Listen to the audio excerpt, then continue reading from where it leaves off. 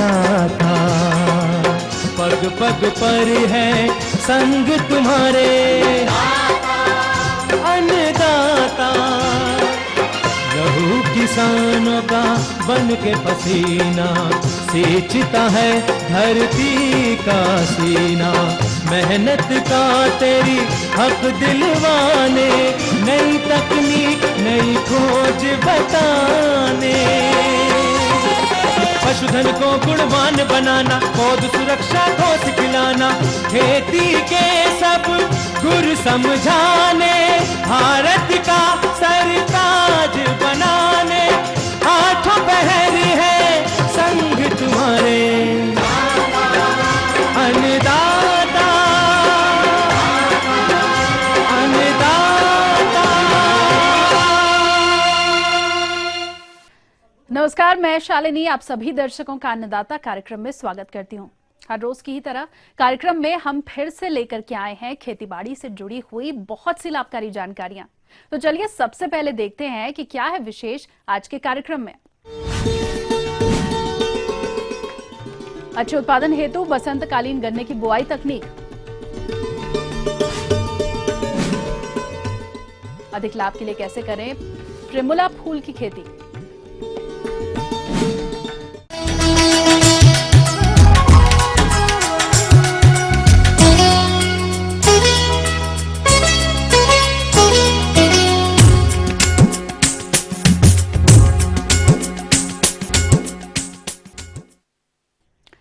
बसंतकालीन गन्ने की बुआई का उचित समय चल रहा है। तो प्रदेश के जो किसान भाई इसकी खेती करना चाहते हैं वो गन्ने से अच्छा उत्पादन लेने के लिए कौन कौन से किस्मों का चयन करेंगे और गन्ने की बुआई किस विधि से करें, इस बारे में जानकारी दे रहे हैं राजेंद्र कृषि विश्वविद्यालय पूसा समस्तीपुर के डॉक्टर नवनीत कुमार।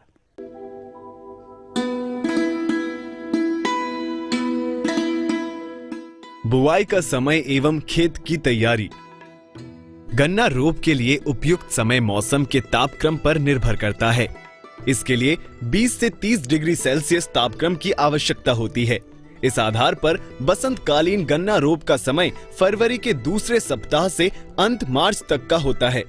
दोमट मिट्टी, ऊंची या मध्यम जमीन जहां जल निकास की अच्छी व्यवस्था हो, अधिक उपयुक्त है। गन्ना की बसंतकालीन रोप करने के लिए यदि खेत में नमी की कमी हो तो एक हल्की सिंचाई करने के बाद खेत की तैयारी शुरू करना चाहिए।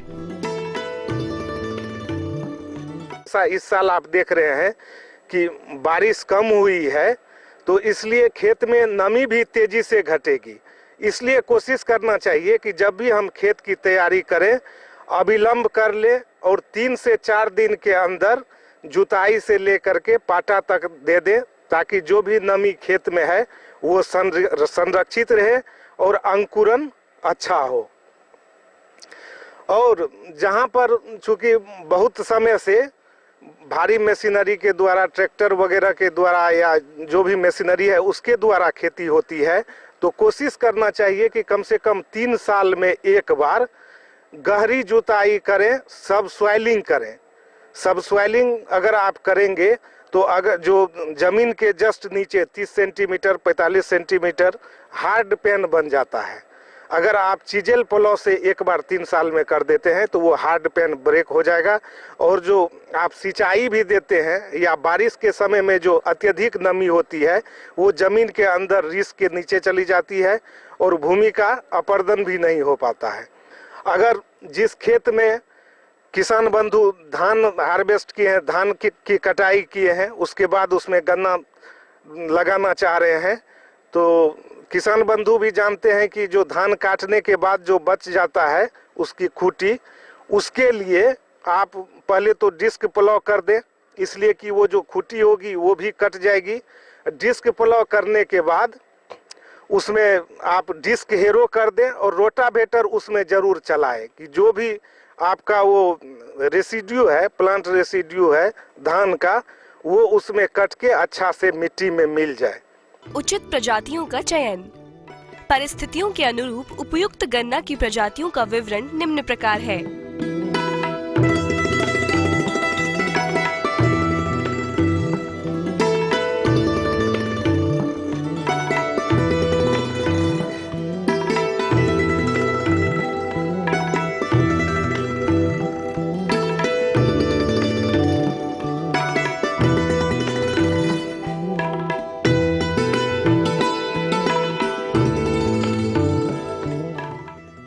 बीज का चुनाव। फसल की उपज बढ़ाने में स्वस्थ बीजों की बुवाई का विशेष महत्व है। उन्नतशील प्रजाति के होते हुए भी यदि बीज की स्वस्थता पर ध्यान नहीं रखा गया तो उस जाति की उपज क्षमता होने के बावजूद भी अच्छी उपज नहीं मिल सकती। बुवाई हेतु गन्ने के बीजों की आयु 10 से 12 माह ही होना चाहिए। खाद एवं उर्वरक प्रबंधन। 20 टन कंपोस्ट या गोबर की खाद या गंधकीय प्रेस मड या वर्मी कंपोस्ट 10 टन प्रति हेक्टेयर की दर से खेत तैयार करते समय ही डालकर मिला देना चाहिए। किसान बंधु का जैसे गन्ना में 150 किलोग्राम नेत्रजन, 85 किलोग्राम स्फूर और 60 किलोग्राम पोटास की अनुशंसा की गई है बिहार में। इसमें नाइट्रोजन की आधी मात्रा और स्फूर और पोटास की पूरी मात्रा ईख के रोप के समय ही देना चाहिए। उसके बाद जो 50% नेत्रजनीय उर्वरक बच गया उसको हम उसमें से 25% प्रथम सिंचाई के समय और 25% मिट्टी चढ़ाने वक्त देना चाहिए। और ये भी याद रहे कि जब भी हम मिट्टी चढ़ाने वक्त यूरिया का द्वितीय उपरिवेशन करते हैं या नेत्रजनीय उर्वरक का द्वितीय उपरिवेशन करते हैं, उसी समय फ्यूराडान 3G का 33 किलोग्राम प्रति हेक्टेयर से के दर से उसमें मिट्टी में डालकर उसी समय मिट्टी चढ़ा देना चाहिए। गन्ना रोप की 4 विधियां हैं। एक तो सिरौर विधि है जो किसान बंधु सदियों से करते आ रहे हैं। दूसरी ट्रेंच विधि है, उसको नाली विधि भी कहते हैं। 90 सेंटीमीटर ही रखी जाती है और ट्रेंच की गहराई 30 सेंटीमीटर होती है। तीसरी विधि है जोड़ी पंक्ति विधि। जोड़ी पंक्ति विधि, इस विधि में पंक्ति से पंक्ति 2 से 2.5 फीट रखते हैं तथा उसके उपरांत 4.5 फीट की एक चौड़ी पट्टी छोड़ते हैं। पंक्ति में एक आंख वाली गुल्लियों की सीधी बुवाई या चिप विधि द्वारा तैयार नर्सरी का रोपण करते हैं तथा सिंचाई की नई पद्धतियों अर्थात टपक विधि का प्रयोग करते हैं, जिससे लगभग 70% जल की बचत होती है। चौथी विधि जो है वो गोल गड्ढा विधि है। गोल गड्ढा विधि में 45 सेंटीमीटर गहरा गड्ढा खोदते हैं और इसमें साइकिल की कमानी की तरह 21 3 आंख के गुल्ली को बिछा देते हैं और 5 से 7 सेंटीमीटर मिट्टी गिरा देते हैं। जैसे जैसे अंकुरन होता है और गन्ना बढ़ते जाता है, धीरे धीरे मिट्टी भी इसमें हम भरते जाते हैं। अगर इस तरह से 1 हेक्टेयर क्षेत्रफल में देखें तो कुल 6,944 गड्ढे बनते हैं। इसमें बीज दर भी 2 से 2.5 गुना ज्यादा होता है और उपज भी 2 से 2.5 गुना ज्यादा होता है। तो ये थी कुछ उपयोगी जानकारियां। अब लेंगे एक छोटा सा ब्रेक, जल्द हाजिर होंगे।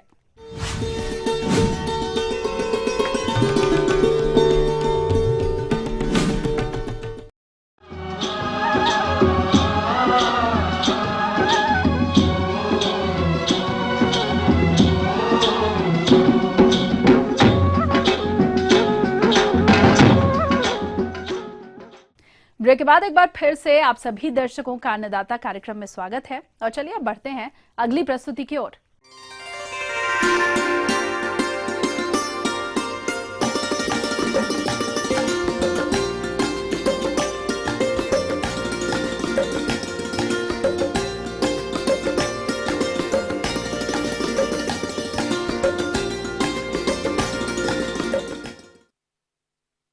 प्रमुला फूल की खेती पॉलीहाउस में करके किसान अच्छी आमदनी कमा सकते हैं, लेकिन खेती करने के पहले किसान भाइयों इसकी खेती के वैज्ञानिक बिंदुओं को जानना आपके लिए बेहद जरूरी है। तभी आपको फूल का अधिक उत्पादन मिलेगा। तो किसान भाइयों, आप कैसे करें प्रमुला फूल की खेती, इस बारे में जानकारी लेते हैं कृषि वैज्ञानिका डॉक्टर सुमन भाटिया से। नमस्कार किसान भाइयों, आज मैं आपको सर्दियों में खिलने वाले फूल के बारे में कुछ जानकारी दूंगी, जिसमें मैं एक पौधा जिसका नाम प्रिमुला है उस पौधे के बारे में बताऊंगी, जो पौधा उस समय में फूल में आता है जिस समय बाकी हमारे पौधे जैसे गमलों में लगे हुए पौधों में फूल नहीं होते हैं। और सबसे अच्छी खासियत इस फूल की ये है कि यह पौधा कम से कम 2 से 3 महीने तक फूल में ऐसे ही रहता है। और इसमें अलग अलग प्रकार की प्रजातियां हैं, जैसे प्रिमुला ऑपकॉनिका, प्रिमुला मेलाकॉइडिस, और इसके भिन्न भिन्न प्रकार के रंग हैं, जैसे आपका लाइट बैंगनी का रंग है, सफ़ेद रंग है और पिंक रंग है। और इस तरह के पौधे को उगाने के लिए हमें इसे खुले में लगाना इतना उपयुक्त नहीं मानते, क्योंकि जो आपका पाला पड़ता है सर्दियों में, उस पाले की वजह से ये थोड़ा सा इसके पत्ते सूखना शुरू हो जाते हैं। इसलिए हम इसे प्रोटेक्टेड, जिसे हम ये भी कह सकते हैं, किसी पॉली हाउस में या पॉली टनल में अच्छे से लगा सकते हैं, या घरों में भी इसे डायरेक्ट सनलाइट में नहीं लगाना है। किसी भी फसल से अधिक पैदावार लेने में बीज लगाने की प्रक्रिया की एक विशेष भूमिका रहती है। इसलिए किसान भाइयों को प्रिमुला फूल के बीज को लगाने से पहले यह जान लेना जरूरी है कि इसके बीज को कैसे लगाते हैं। किसान भाइयों, मैं आपको यह बताना चाहूंगी, इसका प्रवर्धन बहुत ही आसान है। इसका प्रवर्धन हम खास तौर पे बीजों द्वारा करते हैं। जैसे आपके मौसमी फूल होते हैं, जैसे आपका पेंजी है और अलग अलग प्रकार के मौसमी फूल है, उसी तरह प्रकार इसको भी हम बीजों द्वारा तैयार करते हैं। और इसके बीज बहुत सूक्ष्म होते हैं और बहुत ही हल्के होते हैं। इसलिए हम जब इनको लगाते हैं तो एक विशेष बात का ध्यान रखते हैं कि जब हम उसके मिक्सचर में जब उसको बीजों को लगाते हैं तो हम बीजों को सिर्फ रख देते हैं सतह पर, जो आपका मिक्सचर है उसकी सतह पर रख देते हैं, ना कि उसे हम दबाते हैं। फिर अपने गमले को थोड़ा सा हिलाकर जोर से हिलाते हैं और उसके बाद जब वो थोड़ा सा मिक्स हो जाता है मिक्सचर से, उसके बाद हम फिर इसको रख देते हैं और उसमें हल्का हल्का पानी का बौछार करते हैं। और उसके बाद 30 से 45 दिन के बीच में इसमें पौधा तैयार हो जाता है। अब बात आती है इसके तैयार पौध को लगाने की। तो किसान भाई इसके तैयार पौध को किस तरह के गमले में तथा किस तरह के मिट्टी के मिश्रण का प्रयोग गमले में पौध लगाने के लिए करते हैं, आइए जानते हैं। जब आपकी पौध तैयार हो जाए, जब उस पौधे में 4 से 5 पत्ते आ जाएं, तो समझ लो कि वो पौधा ट्रांसप्लांटिंग मतलब नए गमले में लगाने के लिए उपयुक्त है। तो उसके लिए हमें जो नया गमला हम लेंगे तो उस गमले में नीचे उसकी सतह पर छेद होने चाहिए, ताकि जो अगर हम पानी एक्स्ट्रा भी दे दें, ज़्यादा पानी भी अगर पौधे में डाल दें तो वो उस छेद के द्वारा निकास आसानी से हो सके। फिर हम उसके ऊपर मिक्सचर डालते हैं। खास तौर पे हम मिक्सचर में हम 3 चीज़ें यूज़ करते हैं, जैसे कि आपकी खाद, रेत और मिट्टी, जिसको हम 1:1:1 रेशो में रखता है, मतलब 3 भाग में करके बराबर की रेशो में उसको हम रख देते हैं। किसान भाइयों, बीज की बुआई करने मात्र से ही हमें अधिक फूलों की प्राप्ति नहीं हो सकती है। इसके लिए जरूरी है कि हमें पौधों की अच्छी वृद्धि और विकास के लिए पौधों में समय समय पर संतुलित पोषक तत्वों को देना चाहिए। खाद के तौर पे हम इसमें अगर यूरिया भी डालते हैं तो बहुत अच्छा रहता है। और यूरिया हम इसमें डालते हैं 30 दिन के अंतराल में। 30 दिन के अंतराल में अगर हम 3 से 5 ग्राम एक पौधे में यूरिया डाल सकते हैं। और साथ ही साथ हम स्प्रे भी कर सकते हैं। स्प्रे में हम लोग 2 ग्राम 100 ml पानी में डालते हैं और उसकी स्प्रे करते हैं, जिसकी वजह से पौधे बहुत ही अच्छे से, इनके पत्ते भी बहुत अच्छे होते हैं, हरे रंग के, और बड़े भी होते हैं। और यह यूरिया इसके लिए बहुत ही अच्छा है। और साथ में कई लोग इसमें माइक्रो न्यूट्रिएंट्स की स्प्रे भी करते हैं, जो बाज़ारों में भी आती है, उसकी भी हम स्प्रे कर सकते हैं। कीट पतंगों की अगर बात ली जाए तो इसमें वाइट फ्लाइज, सफ़ेद मक्खी नामक एक इंसेक्ट है जो कि इस पे काफ़ी लगता है। और ये इंसेक्ट क्या करता है कि ये पत्तों का रस चूसना शुरू कर देता है। इससे हमें निजात पाने के लिए हम लोग यहाँ पर येलो ट्रैप्स का यूज़ करते हैं। येलो ट्रैप्स क्या है कि ये पीले रंग की एक शीट होती है जिसके ऊपर गम लगा होता है। तो वो गम, उस शीट को हम टांग देते हैं पौधे के ऊपर। तो ये जो वाइट फ्लाइज हैं या सफ़ेद मक्खी है, तो ये मक्खी उसमें चिपक जाती है और इससे हम बहुत ही अच्छे से इस पे निजात कर सकते हैं इस इंसेक्ट से, कि इसके जो पौध है आप कम से कम नहीं तो 4 से 5 रुपए या 6 या 7 रुपए तक का भी एक पौधा बेच सकते हैं। और इसमें आपको बहुत ही लाभ होगा, क्योंकि इसका ये प्रवर्धन बीजों द्वारा बहुत ही आसान है और हजारों के करीब आपके पौधे बन जाते हैं। और अगर इसका पूरा पौधा ही बनाना चाहते हैं तो आप इसको गमले में भी इसको बेच सकते हैं। जब वो पौधा पूरी तरह से पनप जाता है, जब उसमें फूल आ जाते हैं, तो आप उस पौधे को भी आसानी से बेच सकते हैं, जिससे आप 100 रुपए से लेके 150 रुपए तक का भी इनकम या पैसा प्राप्त कर सकते हैं। आगे और भी बहुत सी रोचक जानकारियां हैं, लेकिन यहाँ पर रुकना होगा एक ब्रेक के लिए। जल्द हाजिर होंगे।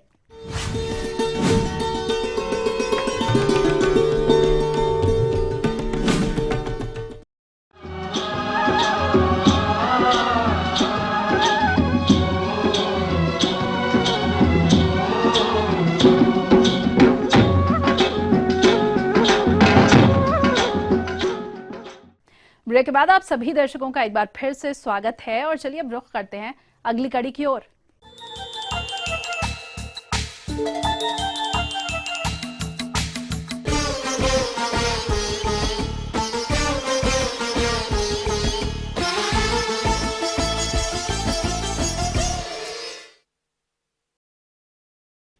अपने राज्य के बहुत से प्रगतिशील किसान पॉली हाउस में खीरा की खेती करके अच्छा लाभ ले रहे हैं और इन्हीं किसानों में से एक हैं मध्य प्रदेश जिला रतलाम के प्रगतिशील किसान भगवती लाल पवार, जो कि पॉली हाउस के अंदर कोकोपीट तकनीक से खीरा की खेती करके इससे अच्छा लाभ ले रहे हैं। तो किसान भाइयों, उन्होंने पॉली हाउस के अंदर खीरा की खेती कोकोपीट में किस तरह से की है, इस बारे में जानते हैं उन्हीं से। यहाँ पर हम लोग पॉली हाउस के अंदर कुकुम्बर खीरा ककड़ी का क्रॉप लगाया है, उसको हम उत्पादन भी ले रहे हैं। और खीरा ककड़ी लगाने का जो हमने जो लगाया है उसकी प्रेरणा हमें महाराष्ट्र के कुछ समृद्ध किसान ने लगाया, उसको देख के हमने भी यहाँ पर नया प्रयोग किया है। हमारे ज़िले में हम लोगों ने 1000 स्क्वायर मीटर का पूरा हमारा एरिया है, उसके अंदर करीब 3000 पौधे लगाए हैं। और इसकी खासियत ये है कि हमने इसको बिना मिट्टी के बैग के अंदर कोकोपीट भरा, उसके बाद इसके अंदर हमने पौधे तैयार करके उसके अंदर लगाए हैं। और लगाने के लिए हमने नीचे एक विडमेट लगा रखी है। ये विडमेट जो इसके ऊपर बैग है और पूरा ये मिट्टी रहित है। इस किसान ने पॉली हाउस के अंदर पॉली बैगों में कोकोपीट भरकर ड्रिप विधि से खीरा की फसल लगाई है, जिसमें कि मिट्टी का बिल्कुल भी इस्तेमाल नहीं किया गया। तो ऐसा करने पर इस किसान को क्या क्या लाभ होता है, आइए जानते हैं इसी किसान से। इसके अंदर खरपतवार नहीं होता, मुख्य इसके बेनिफिट ये है। और हमारा जो खाद देने का एक इसमें तरीका होता है, हम खेती में जब देते हैं तो खुले में खाद देते हैं, उसमें भी ड्रिप लग सकती है, लेकिन इसमें लगाने से ये है कि इसमें माइक्रोन्यूट्रंस की जो पूर्ति होती है, कोई सा भी हम खाद दे रहे हैं और वो कम मात्रा में लगता है, वो चीज़ की हमारी एक बचत होती है। बीमारियों के बारे में बात करें तो पॉली हाउस के अंदर रहने की वजह से यहाँ पर बीमारियों का भी अटैक कम होता है। इसमें एक ये है कि मिट्टी जनित जो रोग होते हैं वो नहीं होता। कोकोपीट के अंदर लगाने से इसमें रूट डेवलप भी बहुत अच्छे से होता है। इसके उत्पादन की बात करें तो इसमें हमें एक पौधे से भी 1.5 से 2 किलो वजन का भी यदि हमें फल मिलता है तो मैं 3000 पौधों से लगभग 6000 किलो के लगभग हम लोग उत्पादन ले सकेंगे। बाहर जो खुले में जो मिट्टी में होता है उसकी और इसकी क्वालिटी में बहुत अंतर है। इस के फ्रूट्स को आप देखेंगे तो ही पता चलेगा कि इसकी क्वालिटी मार्केट में हमारा जब माल जाता है मंडी में तो पहले हमारे इस फ्रूट के ऊपर हाथ रखता है कोई भी ग्राहक कि यार मुझे ये चाहिए। तो बेनिफिट तो आज रेट भी इसका अच्छा मिलता है बनिस्बत खेत में जो पौधा तैयार होता है उसके। किसान भाइयों, अभी आपने इस विधि से लगी खीरा की फसल के लाभों के बारे में जानकारी हासिल की। अब आइए जानते हैं कि ये किसान खीरा की फसल से अधिक उपज लेने के लिए खीरा के बीजों की बुआई से लेकर फलों की तुड़ाई तक के प्रबंधनों को किस प्रकार से करते हैं। पहले उसके अंदर नीचे विडमेट बिछाया है। विडमेट लगाने का एक बेनिफिट ये है कि यहाँ पर विड जिसको बोलते हैं अपन खरपतवार नहीं होता है। पहली चीज़ तो ये ना अंदर ज़्यादा अपने को गंदगी मिलेगी। और जो कोकोपीट हमने बैग में दिया है, कोकोपीट करीब लगभग 5 किलो के लगभग होता है। 5 किलो के बैग के अंदर हमने कोकोपीट भर के पौधे से पौधे की जो दूरी होती है, जो ड्रिप के अंदर होल होता है, वो 1.25 फीट के लगभग है। फिर जो जिस जगह में अभी खड़ा हूँ इस रो की बात करें तो ये 3 फीट का है, जिसके अंदर आसानी से हम लोग घूम फिर सकते हैं। तुड़ाई आसानी से हो सकती है, किसी पौधे को कोई नुकसान ना हो। इस तरह से करने से ये है कि आराम से हम लोग इसकी तुड़ाई वगैरह हो सकती है। और इसके पौधों की रख रखाव की बात करें तो यहाँ पर हम लोग अच्छे से रख रखाव कर सकते हैं। कम पौधों में ज़्यादा उत्पादन मिलेगा। इसमें माइक्रोन्यूट्रंस हम लोग देते हैं, उसका फलों में जो स्वाद मिलना, उसका कलर मिलना, ये माइक्रोन्यूट्रंस है रासायनिक खादों के द्वारा हम लोग इसको वो कर रहे हैं। लेकिन वो भी बहुत कम मात्रा में लगता है। खेत में यदि हम लोग डालते हैं तो बहुत ज़्यादा मात्रा में हम लोगों को ये खाद डालना पड़ता है। हम जानते हैं कि कोकोपीट के अंदर रोगों की समस्या कम ही आती है, फिर भी यदि रोगों से बचाव के लिए इन्होंने बताया कि इसमें कुछ फंगिसाइड का हम लोग उपयोग करते हैं जो इसके जड़ों के माध्यम से ही देते हैं। स्प्रे में बहुत कम लगता है जिसको हम देना पड़ता है। एक समान हाइट में आपको इसके अंदर आपको दिखेगी खीरा। एक इसका ये बेनिफिट भी होता है कि अपने को बहुत अच्छी पूरी फल यानी हर एक पौधे पे आपको एक साइज में मिलेंगे। फल की बात करें तो इस पे फ्रूट भी बहुत अच्छा, हर एक पौधे से एक समान फल हमको मिल सकता है।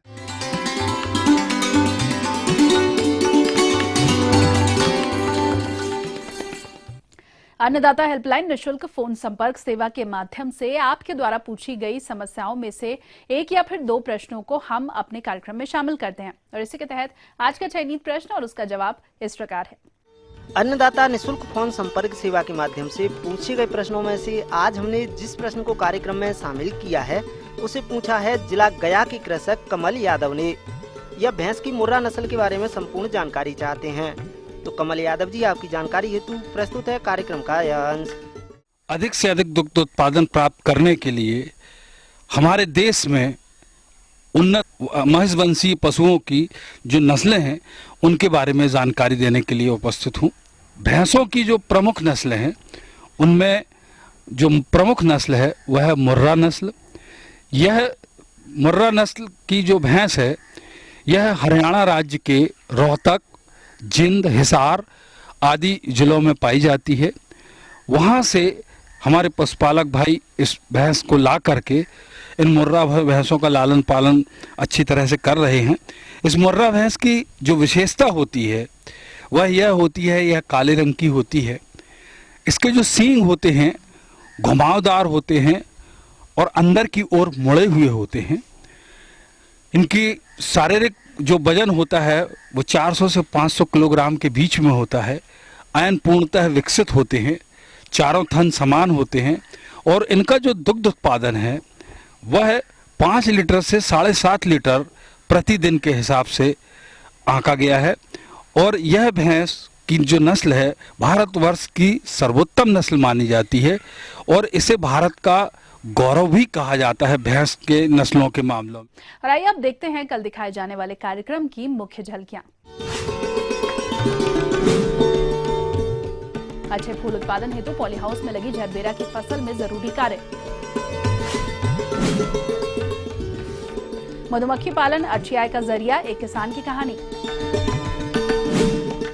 हम ये उम्मीद करते हैं कि आज का कार्यक्रम आप सभी दर्शकों के लिए उपयोगी रहा होगा। किसान भाइयों, अन्नदाता आपकी सेवा के लिए संकल्परत है। कृषि संबंधित समस्या और सुझावों के लिए आप हमें इस पते पर संपर्क कर सकते हैं। प्रोड्यूसर अन्नदाता, ETV Bihar Jharkhand, Ramoji film city, Hyderabad 501512। साथ ही आप हमें ईमेल भी कर सकते हैं।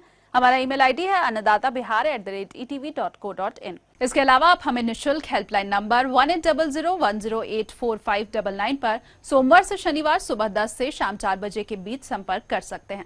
तो फिलहाल अन्नदाता की पूरी टीम को दीजिए इजाजत। कल फिर से इसी समय आपसे मुलाकात होगी कृषि संबंधित कुछ और महत्वपूर्ण जानकारियों के साथ। नमस्कार।